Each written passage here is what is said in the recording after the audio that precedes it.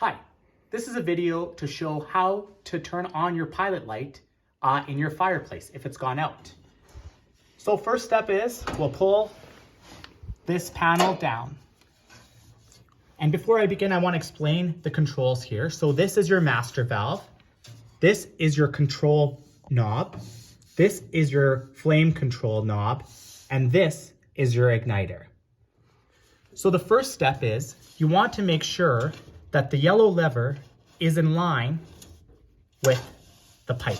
So your master valve is in line like that. The second step is you want to make sure that the control knob is pointed to pilot. So what you're going to do is push it in halfway and make sure it's engaged to pilot. As you can see, it's in line. The next step is you're going to hold the control valve down and then push the igniter. Keep holding the control valve down until you see that the pilot light is lit. And keep holding the control valve down for 10 seconds.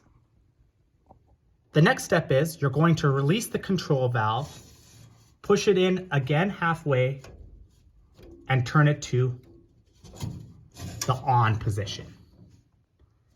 Now, your pilot light is lit and ready for you to enjoy your fireplace.